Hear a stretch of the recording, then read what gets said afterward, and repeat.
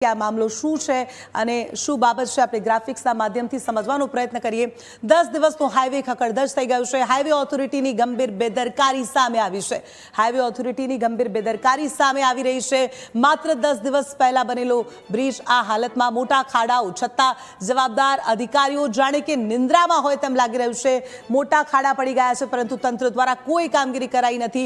અધિકારીઓ હજુ કુંભકર્ણની નિંદ્રામાં હોવાના આક્ષેપ કરવામાં આવી રહ્યા છે। अधिकारियों द्वारा कोई पण प्रकारनी कामगीरी करवामां नथी आवी। भ्रष्ट कॉन्ट्राक्टर सामे कड़कमां कड़क कार्यवाही थाय तेवी मांग हालमां उठी रही छे। लोकोनी मांग छे के कड़कमां कड़क कार्यवाही थाय, जिल्ला वहीवटी तंत्र पगला भरे तेवी मांग करवामां आवी रही छे। वहीवटी तंत्र आ मामले योग्य कार्यवाही करे, जवाबदारों सामे कड़क पगला ले। वलसाड नजीक नेशनल हाईवे 48 बन्यो खखड़धज। लोकोनी हालत दयनीय बनी रही छे कारण के मोटा मोटा खाड़ाओ परथी पसार थवुं मुश्किल छे। प्रथम वरसादमां ज ठेर ठेर खाड़ाओनुं साम्राज्य जोवा मळी रह्युं छे अने आ खाड़ाओ आ भ्रष्टाचारनी पोल छत्ती करी रह्या छे। दमणशी गामे हाईवे 48 ओवरब्रिज पर मस मोटा खाड़ा पड्या छे। हाईवे पर मस मोटा खाड़ा 10 दिवस पहला बनेला ओवरब्रिज में मोटा गाबड़ा पड्या छे अने तेने लई अनेक सवालों उभा थई रह्या छे। नबળી गुणवत्तानी कामगीरी प्रथम वरसादे हाईवे ऑथोरिटीनी पोल खुली छे। मात्र प्रथम वरसाद अने हाईवेनी आ प्रकारनी हालत, आ प्रकारनी परिस्थिति जे अनेक सवालों उभा करी रही छे। वरसादे कॉन्ट्राक्टरना भ्रष्टाचारनी पण पोल खुली छे। कॉन्ट्राक्टरे भ्रष्टाचार कर्यो छे अने तेमां कोई बेमत नथी कारण के दृश्यो पुरावा आपी रह्या छे।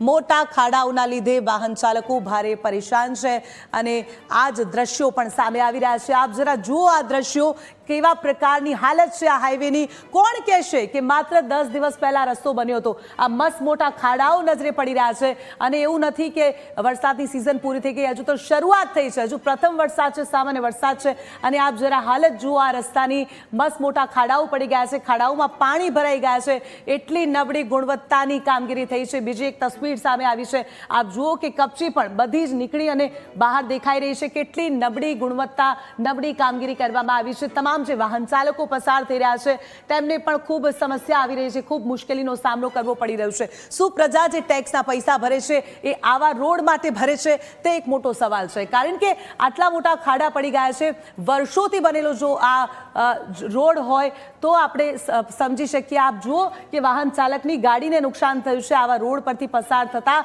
ગાડી બગડી જાય છે, ઘણીવાર અકસ્માત પણ થાય છે। આ પ્રકારના રોડના કારણે આવા રોડ પર અનેક અકસ્માતો થાય છે। આપ જુઓ કે આ ગાડીને કેટલું નુકસાન થયું છે। આવા ખાડા પરથી પસાર થતા વાહન ચાલકોને પારાવાર મુશ્કેલીનો સામનો કરવો પડી રહ્યો છે। ગાડીમાં ગોવા પડી ગયા છે, ગાડીનો અકસ્માત સર્જાયો છે અને મોટા પ્રમાણમાં વાહન ચાલકને નુકસાની થઈ છે અને ગાડીને ટોઈંગ કરીને ત્યાંથી લઈ જવાનો વારો આવ્યો છે। આ રોડના આ દ્રશ્યો સામે આવ્યા છે। વલસાડનો આ રોડ કે જ્યાં મસ્ત મોટા ખાડા પડ્યા છે અને આ ખાડા પરથી તમામ લોકો પસાર થવા માટે મજબૂર બની રહ્યા છે। આખરે મલાઈ કોણે ખાધી? કોન્ટ્રાક્ટરે આમાં ભ્રષ્ટાચાર કર્યો છે કે કેમ તે અંગે અનેક સવાલો ઉભા થઈ રહ્યા છે। અનેક દ્રશ્ય સામે આવ્યા છે। અહીં પણ આપ જુઓ કે આ ખાડો નજરે પડી રહ્યો છે, એટલે કે રોડ પર એક જગ્યાએ નહીં અનેક જગ્યાએ ખાડા પડ્યા છે। કોઈ એક જગ્યા એવી નથી કે જ્યાં માત્ર ખાડા પડ્યા હોય, આખો રોડ જ ખાડાવાળો છે। એટલે કે રોડ પર ખાડા છે કે પછી ખાડા પર આ રોડ બન્યો છે તે પણ એક સવાલ આપને આ દ્રશ્ય જોતા ચોક્કસથી થઈ જાય કારણ કે માત્ર 10 દિવસ પહેલા બનેલો આ રોડ આટલી દયનીય હાલતમાં છે અને સવાલ કેમ ન થાય? ચોક્કસથી આ સવાલ થાય કારણ કે માત્ર 10 દિવસ પહેલા પ્રજા માટે આ રોડ ખુલ્લો મૂકવામાં આવ્યો અને હજુ તો પ્રથમ વરસાદ પડ્યો અને ત્યાં જ રોડની દયનીય હાલત છે। સવાલ એ થાય કે જે હાઈવે ઓથોરિટી છે તેણે ક્યાંક બેદરકારી દાખવી કે પછી આજે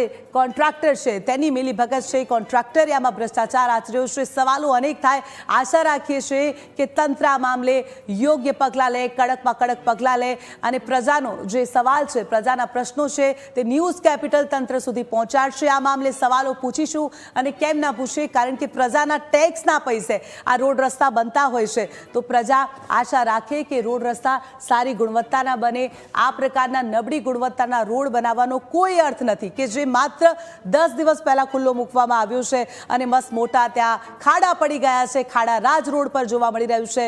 ત્યારે સવાલ ચોક્કસથી થાય, તંત્ર આ મામલે યોગ્ય પગલાં લે, યોગ્ય કાર્યવાહી કરે અને તમામ જે પણ જવાબદાર અધિકારીઓ છે તેમના વિરુદ્ધ કડકમાં કડક કાર્યવાહી કરવામાં આવે તેવી લોકોની માંગ છે। તો વલસાડથી આ દ્રશ્યો સામે આવી રહ્યા છે, જ્યાં માત્ર 10 દિવસ પહેલા જે હાઈવે બન્યો તેની હાલત ખૂબ જ દયનીય છે। મોટા મોટા ખાડા નજરે પડી રહ્યા છે અને આ ખાડા અહીં થયેલા ભ્રષ્ટાચારની પોલ છતી કરી રહ્યા છે કે આ હાઈવે બનાવવામાં મલાઈ ખાવામાં આવી છે, આ હાઈવે બનાવવામાં ભ્રષ્ટાચાર આચરવામાં આવ્યો જ છે, નબળી ગુણવત્તાની કામગીરી કરવામાં આવી છે અને એટલે જ આ પ્રકારના દ્રશ્યો સામે આવી રહ્યા છે। વર્ષો પહેલા બનેલો જો રોડ હોય તો આપણે માની પણ શકીએ કે વરસાદમાં કદાચ આવી હાલત તેની થઈ જાય, પરંતુ માત્ર 10 દિવસ પહેલા બનેલો રોડ અને તેની આવી હાલત, એટલે સવાલ ચોક્કસથી થાય। તમામ જે વાહન ચાલકો અહીંથી પસાર થઈને જઈ રહ્યા છે તેમને પણ મુશ્કેલીનો સામનો કરવો પડી રહ્યો છે, અકસ્માતોનો ખતરો વધી રહ્યો છે, કારણ કે આ પ્રકારે મસ્ત મોટા ખાડા હોય અને વરસાદમાં ત્યાં પાણી ભરાઈ ગયું હોય ત્યારે અકસ્માતનો ખતરો રહેતો હોય છે, અકસ્માતોની સંખ્યા વધી રહી છે, લોકોની જે ગાડીઓ ત્યાંથી પસાર થાય છે તેને વ્યાપક પ્રમાણમાં નુકસાન થઈ રહ્યું છે। એટલે તંત્રને આ અંગે કામગીરી કરવામાં આવે તે અંગે તમામ લોકોની માંગ છે કે તંત્ર જવાબદારો સામે કડકમાં કડક પગલાં લે અને હાઈવે ઓથોરિટીની પર જે ગંભીર બેદરકારી સામે આવી છે તેને લઈને પણ લોકોમાં રોષ જોવા મળી રહ્યું છે।